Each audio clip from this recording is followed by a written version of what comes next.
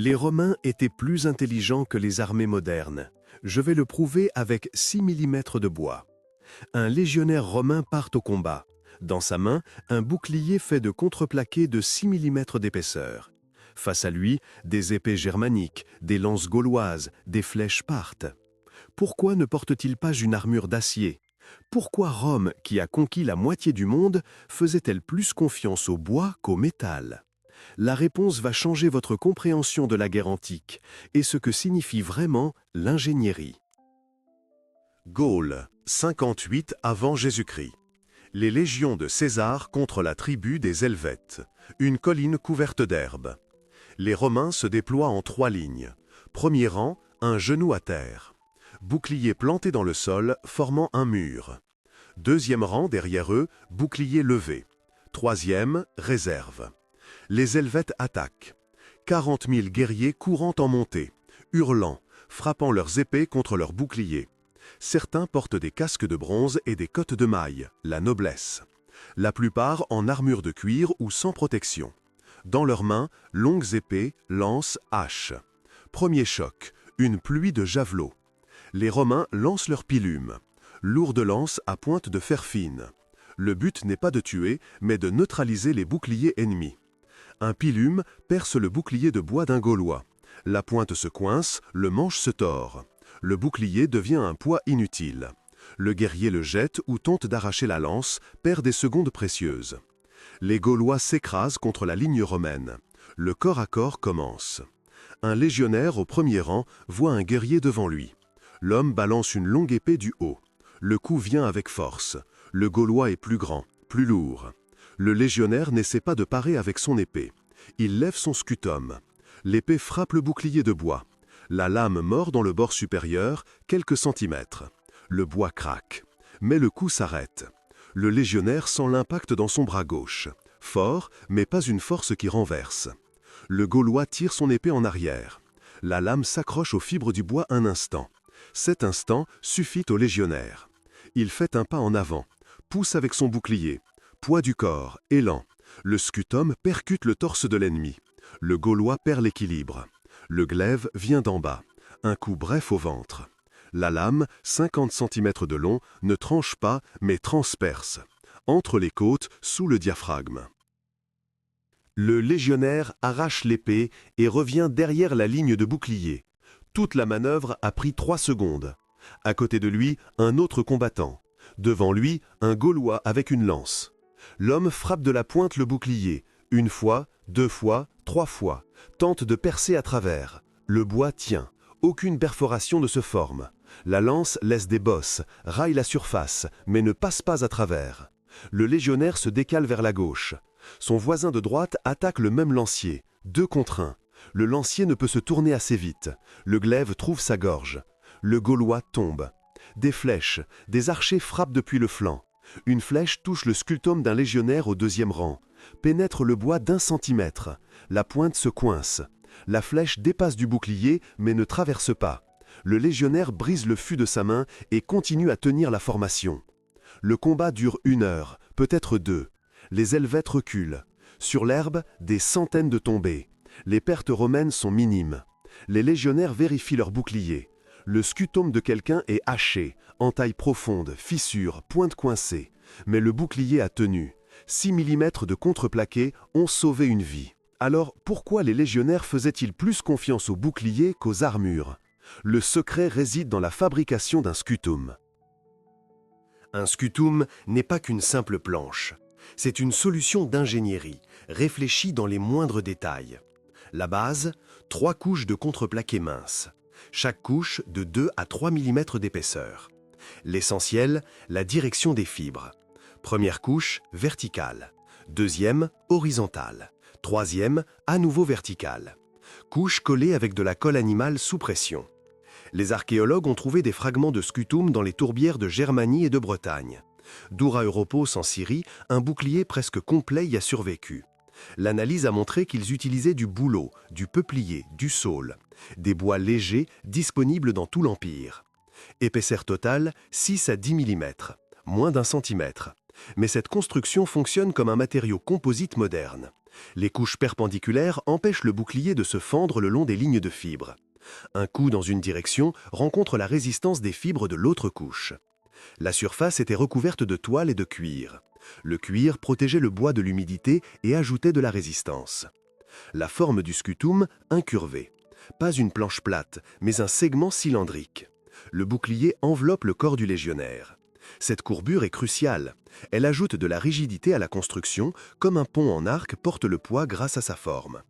Dimension standardisée. Un rectangle d'environ 105 sur 60 cm. Hauteur de l'épaule au genou. Largeur couvre le torse. Poids 6 à 10 kg. Un bouclier d'acier des mêmes dimensions, une plaque d'acier de 6 mm d'épaisseur pèserait environ 23 kg. Impossible à porter au combat. Votre bras tomberait en 5 minutes. Le bois donne de la résistance avec un poids minimum. Mais quelle est la solidité réelle de ce bouclier en pratique? En 2008, un reconstituteur a décidé de le découvrir. Année 2008. Forum de reconstitution anglophone Roman Army-Talk. Un utilisateur sous le pseudonyme Matthew publie un compte-rendu d'une expérience inhabituelle. Il fabrique un scutum basé sur les découvertes archéologiques de Dura Europos et Masada. Prend des bandes de bouleau de 50 mm de large, 1,5 à 2 mm d'épaisseur. Colle 3 couches avec de la colle animale. Le même type bouilli à partir de sabots il y a 2000 ans. Couche extérieure, fibre horizontale. Intérieure, verticale. Intermédiaire, à nouveau horizontale. Épaisseur totale, 7,3 mm, comme l'original. Il le recouvre de tissu de lin trempé dans la colle, le même trouvé à Masada. Par-dessus, une fine couche de parchemin, 0,5 mm, comme sur le bouclier de Dura Europos. Résultat, un échantillon de 170 sur 120 mm, un rectangle un peu plus grand qu'une paume. Mais la structure est identique à celle d'un bouclier de combat. Matthew fabrique un autre échantillon, sans revêtement de lin. Pour comparaison, les tests commencent. Premier, coup d'épée. Matthew prend un glaive romain, reproduction, mais poids et équilibre comme l'original. Frappe l'échantillon sans revêtement, fort. La lame mord dans le bois. Un craquement se fait entendre. Des éclats volent. L'échantillon se fissure. La fente court le long des fibres de la couche supérieure. S'arrête à la deuxième couche. Les fibres là sont perpendiculaires. Le coup meurt. La lame coincée entre les couches. Matthew tire, l'épée ne sort pas. Doit la remuer d'un côté à l'autre. Si c'était le combat, le légionnaire m'aurait déjà tué, écrit-il. Pendant que j'extrais mon épée, glaive dans le ventre. Deuxième test. Échantillon avec revêtement de lin. Même coup. Le résultat l'a stupéfié. La lame est entrée dans le bois de quelques millimètres et s'est coincée. Le tissu de lin imbibé de colle a agi comme amortisseur supplémentaire. Le coup s'est dispersé sur la surface. L'échantillon est resté intact. Petite bosse et raflure, c'est tout. Le lin fait bien plus qu'il n'y paraît, conclut Mathieu. Troisième test, lance. Coup de pointe. Sans revêtement, la lance pénètre d'1 centimètre. Avec revêtement, moins. Se coince entre les couches. Quatrième test, flèche. Mathieu tire d'un arc à 20 mètres. La pointe touche le bouclier. Entre de quelques millimètres. Se coince, ne traverse pas. Problème seulement avec les arcs composites partent. Ils perçaient les boucliers romains à caresse. Mais c'est une exception. Les flèches partent étaient lourdes, les arcs puissants. La plupart des ennemis de Rome n'avaient pas cela. Mathieu publie des photos. Échantillons hachés, pointes coincées, fentes arrêtées par les fibres perpendiculaires. Les commentaires explosent. Les reconstituteurs écrivent. Maintenant c'est clair pourquoi les Romains ont conquis la moitié du monde. Quelqu'un ajoute, la structure multicouche fonctionne comme un piège. La première couche commence à se fendre, la deuxième arrête la fente, la troisième tient la construction. Les Romains ont inventé le composite 2000 ans avant les ingénieurs modernes. À noter, le scutum ne faisait pas que tenir les coups. Il faisait partie d'une machine mortelle. Stop. Vous venez d'entendre parler de construction et de test. Voici ce que peu comprennent. Le scutum n'était pas qu'une défense, c'était une arme. Le scutum était le fondement de toutes les tactiques romaines. Sans bouclier, une légion se transformait en foule. Avec des boucliers, un mur impénétrable. Formation de base, testudo, la tortue. Les légionnaires au premier rang tiennent leurs boucliers devant eux. Le deuxième rang lève les boucliers au-dessus des têtes du premier. Le troisième au-dessus des têtes du deuxième. Les côtés sont aussi fermés par des boucliers. Le résultat est une boîte de bois et de cuir. De l'intérieur, cela ressemble à un toit. Les boucliers se chevauchent comme des tuiles. Presque aucun espace. Les flèches frappent la surface et rebondissent ou se coincent. Les légionnaires à l'intérieur sont en sécurité. Joseph décrit le siège de Jérusalem. Les Romains construisent une testudo et s'approchent des murs sous le feu. Les défenseurs de la ville laissent tomber des pierres, versent de l'eau bouillante, tirent des arcs. La tortue tient. Les légionnaires atteignent les portes et commencent à les enfoncer sans quitter la couverture des boucliers. Mais la testudo est de la défense. Pour l'attaque, il faut une formation différente. Les légionnaires s'alignent. 3 rangs de profondeur. Premier rang, bouclier planté dans le sol, forme un mur solide. Deuxième rang, derrière le premier, bouclier levé, couvrant les têtes de ceux de devant. Troisième, réserve. Ce mur se déplace, lentement, méthodiquement, pas à pas. Les boucliers sont si serrés qu'on ne peut glisser une lame entre eux.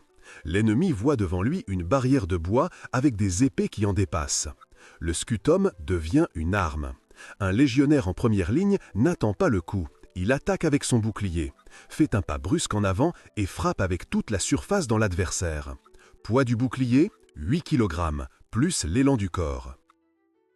Coup au torse qui renverse l'ennemi ou le projette en arrière. L'adversaire perd l'équilibre, baisse son arme. Dans cette seconde, le glaive vient d'en bas. Coup bref, entre les côtes, dans le ventre, dans la gorge. Le légionnaire ne balance pas, il transperce. La lame entre et sort en un instant. Le combattant recule derrière la ligne de bouclier. Le légionnaire suivant répète la manœuvre. C'est un tapis roulant de mort. Poussée de bouclier, coup d'épée, recul. Encore et encore. Les ennemis tombent les uns après les autres. La ligne romaine ne s'arrête pas. Le court glaive semble faible comparé aux longues épées gauloises. Mais en formation serrée, les armes longues sont inutiles. Pas de place pour les balancements. Le glaive est créé pour combattre derrière un bouclier. Le légionnaire tend le bras de quelques centimètres, transperce et ramène l'épée. Le bouclier le protège tout le temps. Polybe décrit des mercenaires espagnols qui ont rencontré les Romains pour la première fois. Les Espagnols étaient habitués au duel, large balancement, coup tranchant. Les Romains les poignardaient méthodiquement depuis derrière un mur de boucliers. Les Espagnols ne comprenaient pas comment combattre cela. Leurs épées se coinçaient dans les boucliers. Et les glaives trouvaient les zones non protégées encore et encore. Les tactiques romaines sont construites autour du bouclier. Pas autour de l'épée, pas autour de l'armure. Le scutum est le centre du système. Un légionnaire sans bouclier est sans défense. Avec un bouclier, il fait partie d'une machine incassable. Cette machine a conquis la moitié du monde. Pendant ce temps, la question principale demeure. Pourquoi les Romains ne protégeaient-ils pas tout le corps avec une armure? Pourquoi se fiaient-ils au bois? La réponse réside dans le calcul froid de l'économie de guerre. Légionnaire typique du 1er siècle. Sur sa poitrine, cotte de maille, lorica amata. Des milliers d'anneaux de fer tissés à la main. Coûte 100 deniers, presque un demi-salaire annuel. Sur sa tête, casque avec protection de nuque. Sur ses cuisses, jupe de cuir, protection de laine. C'est tout. Pas plus de protection. Bras exposés depuis l'épaule, jambes exposées depuis le genou. Ventre couvert par la maille, mais espace sur les côtés. Pourquoi ne portait-il pas d'armure complète? 3 raisons. Première, l'argent. La cotte de maille prend des mois de travail de forgeron. Chaque anneau forgé, rifté, relié aux autres. Des milliers d'anneaux à la main. Coûte un demi-salaire annuel. La lorica segmenta, armure à plaque, encore plus chère. 150 deniers. Rome maintenait des centaines de milliers de légionnaires. Habiller tout le monde en armure complète, dépense colossale. Une armure de plaque complète d'un chevalier médiéval coûtait comme une voiture neuve, seulement pour l'élite la plus riche. Deuxième raison, le poids. Un légionnaire marche 30 km par jour. Il porte déjà 40 kg. Armes, boucliers, outils, provisions, tentes. Ajoutez une armure complète, encore 25 kg. Le soldat n'attendra pas le champ de bataille. Troisième, la chaleur. Italie, Espagne, Afrique, Égypte, Syrie. Été à plus de 40 degrés au soleil. En fer complet, vous allez cuire. Le coup de chaleur vous tuera plus vite que l'ennemi. Alors les Romains protégeaient l'essentiel. Poitrine, dos, tête, aine. Tout le reste, grâce au bouclier. Bras exposés mais derrière le scutum. Jambes exposées mais le premier rang est agenouillé. Les boucliers couvrent les tibias. Le scutum fait la hauteur d'un homme, du cou au genou. Philosophie romaine, armure minimum, mobilité maximum. La protection ne vient pas de l'acier sur le corps, mais du bois dans la main. À noter, un gilet pare-balles moderne de classe 3A coûte 800 $. Protège poitrine et dos. Pèse 4 kg. Bras exposés, côtés exposés, jambes exposées.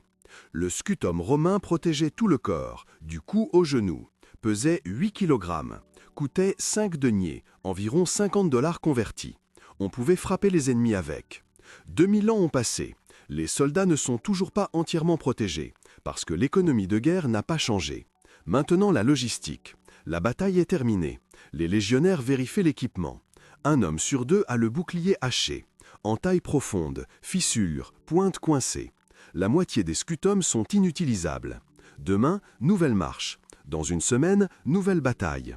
Les boucliers sont nécessaires maintenant. Le centurion donne l'ordre. Les charpentiers installent un atelier de campagne. Ont apporté des planches de la forêt la plus proche. Bouleaux, peupliers, saules poussent partout. Coupe, colle en couche, recouvre de cuir. En 3 jours, les boucliers sont prêts. La légion est à nouveau opérationnelle. Essayez ça avec une armure. Un légionnaire a reçu un coup de hache à la poitrine.